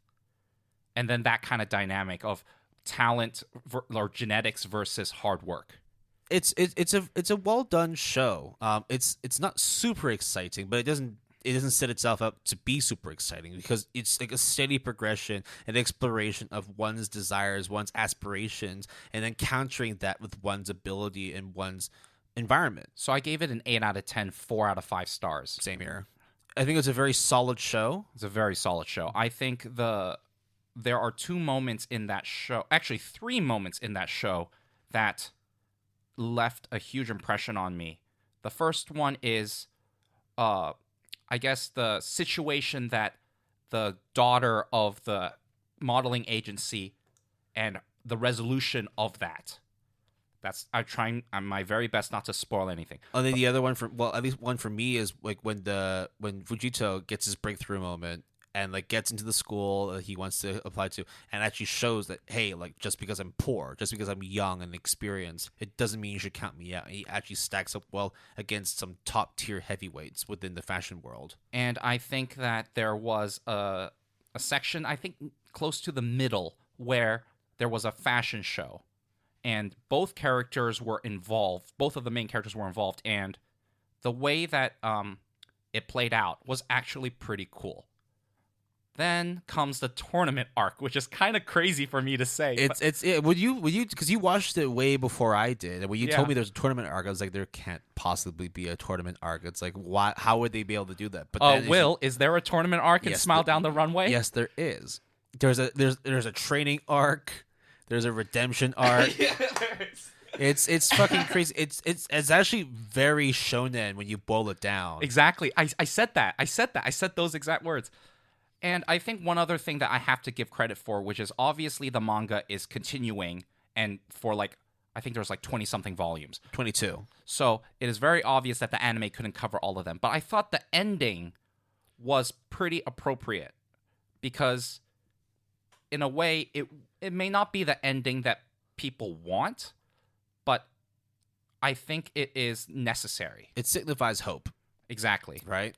So whether that means that this is the end, I'm okay with the ending. If there's going to be another season, then it set itself up to be able to continue that story. So the way they ended it was good. It ended the way they needed to, at least for the first season. Now, if I can speak ever so briefly about another manga that actually has an anime adaptation that I didn't write in the docket, which is My Dress Up Darling.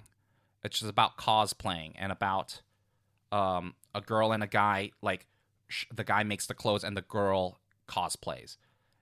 That kind of fashion sense, the way that there are certain characters, their clothes that she wants to cosplay as, but realistically, you can't do that because that's just not how it works. So how do you go around it? Oh, you need wigs. Okay, but this is too small, so then you're too short for it, you're too tall for it. All these things actually you don't really think about when you buy a piece of clothing and wear it. But when it comes to cosplaying, authenticity matters so much, and fashion in that sense, they actually bring it to the forefront a lot. So I'm really looking forward to the anime, not only because it's a good, heartwarming love story, but also just because this side you rarely get to see. Yeah, it kind of boils down.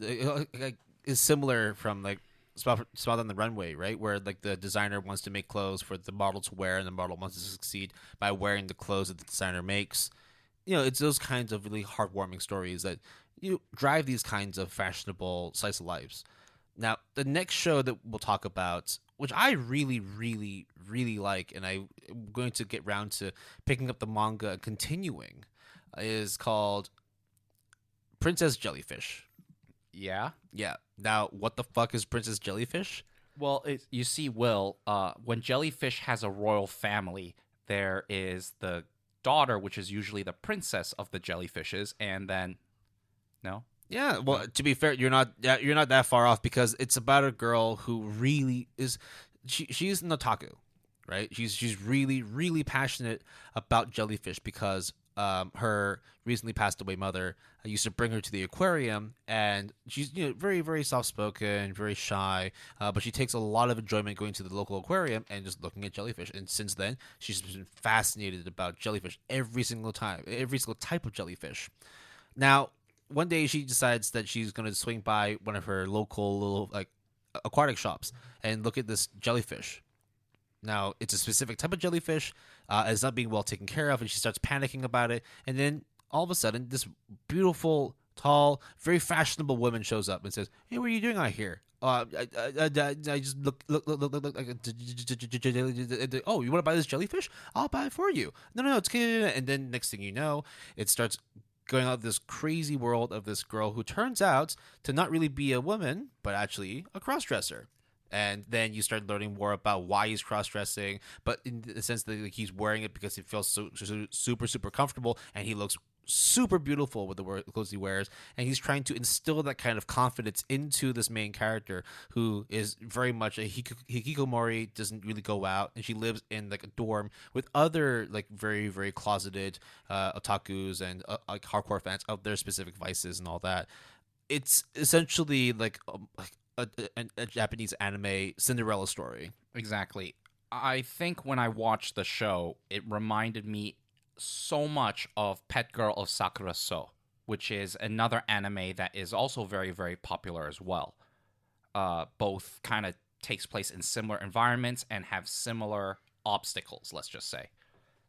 But I think Princess Jellyfish, Will liked it a lot. Will, you gave it a 9 out I of gave 10. it a 9 easily. It was super funny. It was super comfortable to watch. I just really liked to see that all the characters had opportunities, some more than others, to be able to learn and fully express themselves, even when they're like kind of in circumstances that make them super uncomfortable. It was just very heartwarming to see that even if you aren't really feeling yourself, that you have other people around you to support you and care for you, and it helps to break you out of your shell.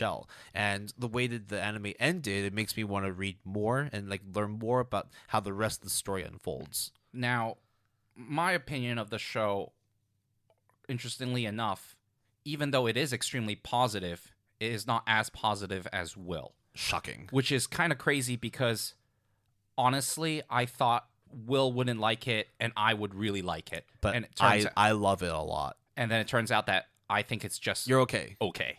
I gave it an 8 out of 10, 4 out of 5 stars. The beginning couple episodes was fucking fantastic. Some of the jokes do get a little dry, though. And then the middle part happened, and it kind of... Some of the characters, especially the side characters, like the otakus, they don't really do anything with... And they are just there for comic relief. But some of their, I guess, like... Running quirks, gags? Yeah, quirks or running gags become very... uninteresting at a certain point. Which is why I'm also like hoping to get my hands on the manga and read on and just see what happens. Now, the last 2 episodes of the only season, really, because there's only 11 episodes. And it came out like 10 years ago. Yeah. I have to say, though, the last 2 episodes were actually pretty good because actually there was character development. Actually, there was stakes. Actually, there was plot progression to the point where I'm pretty convinced that I would actually like the manga more than I would like the anime. If they actually made another season and they focused on that specific part, I think that would be a very, very highly rated, like actually very like good arc of the story. And it has a lot to do with fashion if they did that arc. Yeah. So look, watch the first season if it interests you, and if it really does interest you, like it does for me, pick up the manga. Now, the next show, I don't think we need to talk too much about it because it's not so much about fashion, but there are fashion elements within the show. Now, we need to mention her name, though. Yeah. It's 7-7. Oh, 7-7. Yeah. But I'm talking about that the creator's name. Yep. AI. Will I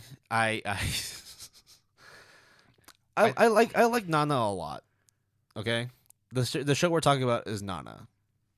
Now, Nana, that in itself is very much like a major discussion topic because the manga itself is extremely highly rated, but unfortunately, it does not conclusively end. It was cut short around 10 years, well, actually, no, over 10 years ago, back in 2009, perpetually on hiatus. Now, it was written by Ai Yazawa. Good thing I checked because I almost said Yazaka. So she herself was going through like fashion school, art school, and she wanted to go into design. But one thing led to another, and she ended up picking up pen and paper and started, becoming a mangaka. So when you actually look at some of the work that she does outside of Nana, so for example, like if we look at Paradise Kiss, if you look at other stuff like Neighborhood Story, Princess Eye, the art style is very, very similar. And like when you look at Nana, when you look at Paradise Kiss, the art style is different from all other kinds of manga because it seems like they look like stick figures, but they also take more sort of like real life human kind of proportions. Yes, their eyes are still massive, but it's like their heads aren't massively big. They aren't super short. I think they're like really elongated though. Yeah, but that's again like it's the model look, right? Yeah, they're long and thin. Everyone is a model. Yeah, everyone is wearing trendy clothes. Everyone looks fucking gorgeous. And so that's why we don't need to talk too much about Nana, but we should talk about nonetheless because while the anime is not specifically about fashion, it was done by a mangaka who essentially got her break in the first place through fashion, like got her inspirations from fashion. So when you look at the way that she designs her characters, and then once she does a character design, the clothes that they wear, it all makes sense why they wear certain things. They're all super fashionable characters, like both Nanas in the show. Yeah. All the other side characters, super fashionable. Everyone looks great. Now, another piece of work that the mangaka has done that we'll just mention the name briefly is Paradise Kiss.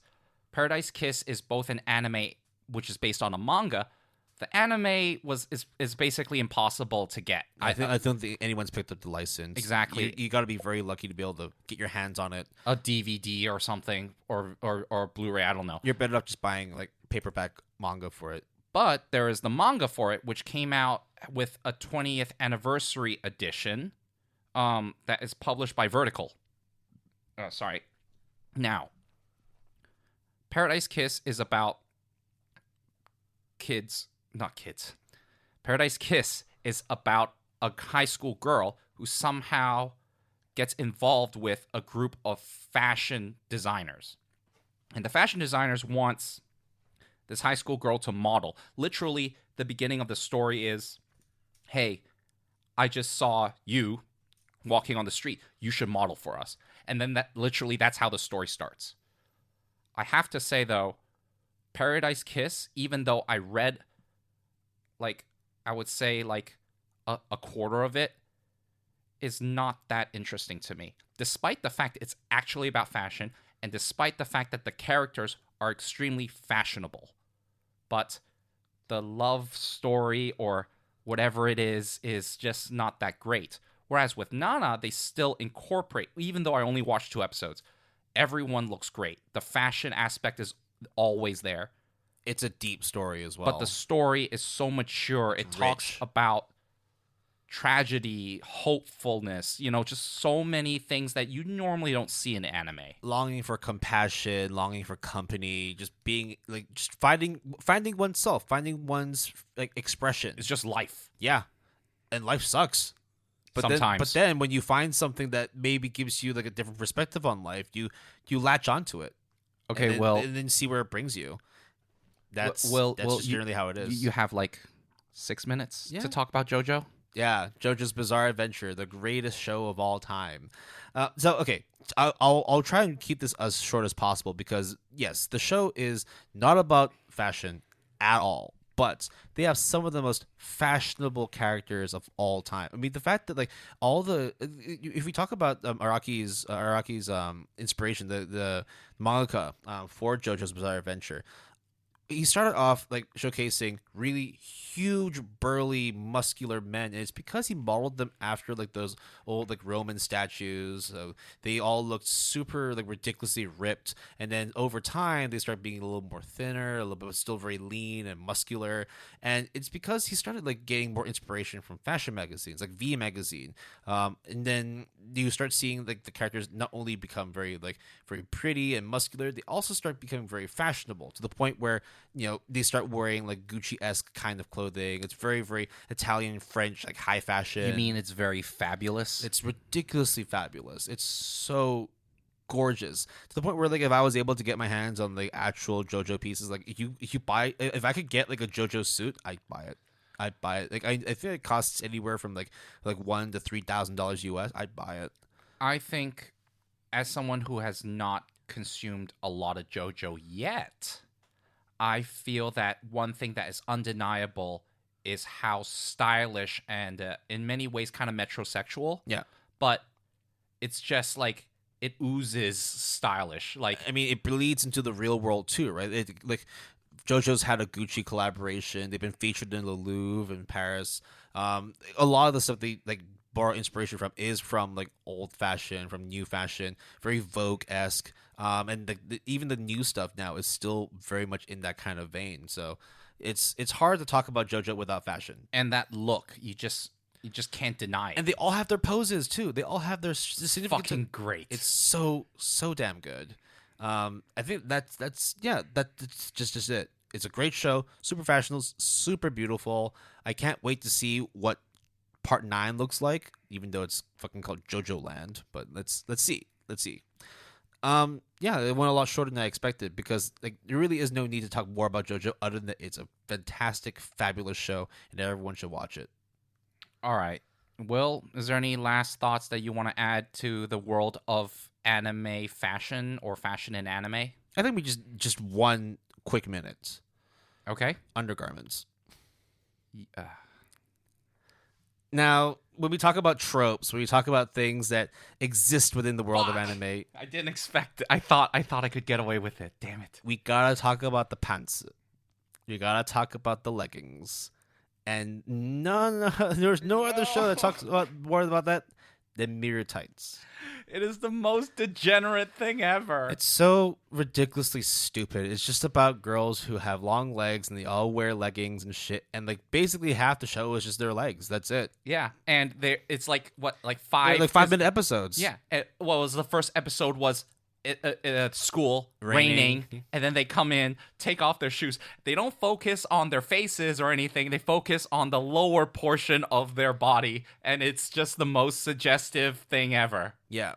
And then like when you dive deeper into it, I think there's just a lot of anime series that have like fucking like panty shots, like Etchy shit. Yeah. Fan service is definitely is what fan they call service. Like I'm only going to talk like the 10-15 seconds about it because if we want to talk about it, if we ever do, I don't know if we will. We'll probably need one whole episode on it. Yeah, but just letting you know, these things very much exist in the world of anime, and yeah, that's never going to change. It's just like how whenever you watch like a real live action, there's like cleavage shots, or even just like full frontal nudity in like any HBO or Netflix show. It's just going to come when you have that specific rating, that's TV rating. All right. That is our final thoughts. Could not believe we're ending on that note. But hey, that is the end of episode 17 of the Good Anime Palette sprung podcast. A surprise on you, huh? You can always reach us through our email, gapalette@gmail.com. I'm going to read the script, but I'm just like so demotivated now. That is gapalette@gmail.com, all lowercase, all one word. You can also contact us on Twitter using the handle @PaletteGood. That's capital P and capital G, all one word. We have a Facebook page at www.facebook.com/palettegood, capital B, capital G, all one word. And we have a website. We encourage you to check it out. You can visit our website at www.goodanimepalette.com, all lowercase, all one word. You can join us on Discord. We have a Mal Club. The links are in the show description, or you can email us. We'll give it to you, no problem. Music credits for this episode. Our intro music is Glitterati by Fox Morrow. Our break music is Up and Down by Toby Tranter, and our outro music is Sunset Dew by Lupus Nocte. Our music was provided courtesy of EpidemicSound.com. If you're interested in using Epidemic Sound as a service, we have a referral link for you that's provided in the show description. Let's do this, Will. Now, for a bit of context while Will sets this up. When we were trying to think of certain, I guess what we call episodic formats for the show, for the podcast, one thing that came to mind was there's a bunch of shows on our plan to watch list, or even on each other's plan to watch list, but we just never could seem to have a topic that could connect all of them. Yeah, basically we have very long plan to watch lists, or let's be real, it's the anime graveyard. Like we just let them to die, and we aren't ever going back to save them. So this is an opportunity for us to resurrect some of the shows that we've been planning to watch or have watched before and never got back to it.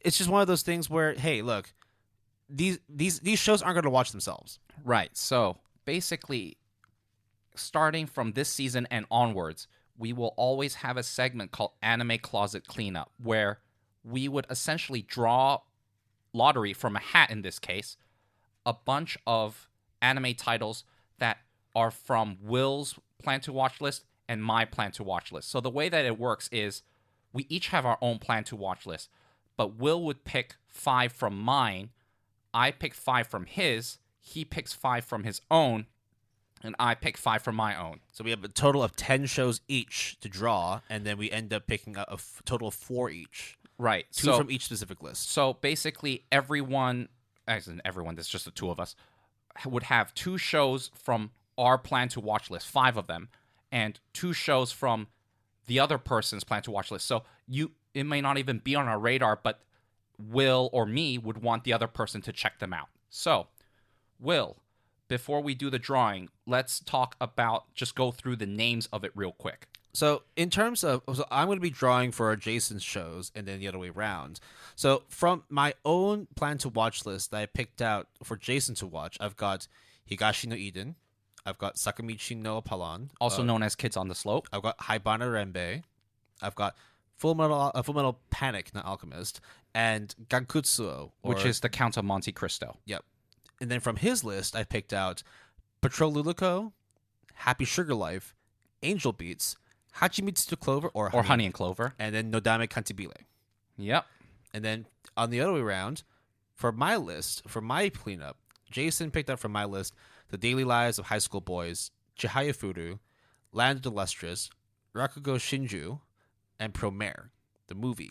From his list that he picked up for me, I've got Kakushigoto, The TV series. I've got Kyosogiga, Rin, Daughters of Mimicin, and Sankaria, and finally the movie Sword of the Stranger. All right. Okay. Now, a lot of these shows I really do want to watch. I'm sure it's the same for Jason. Now, let's see. So, I'll be picking up for Jason from my plan to watch list. The first one is Haibana Renmei. Oh, yeah. Fuck yes. Okay.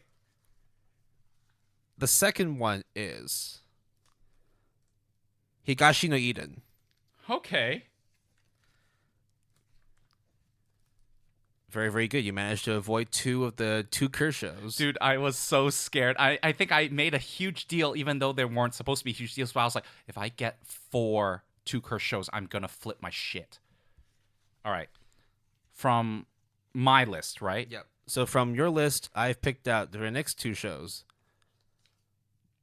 Oh, I can't make this up. Nodame Cantabile. Yeah, well, okay. There's got to be one of those, right? Yep. And Okay. then the next one. Honey and Clover. Shut up. Shut the fuck up. Fuck! Honey and Clover. Fuck! Not so bad. Only 2 double Kerr shows. No, it's not. Okay, look. I think Honey and Clover and Nodame Cantabile are very good shows. I am very excited to watch all 4 of these shows.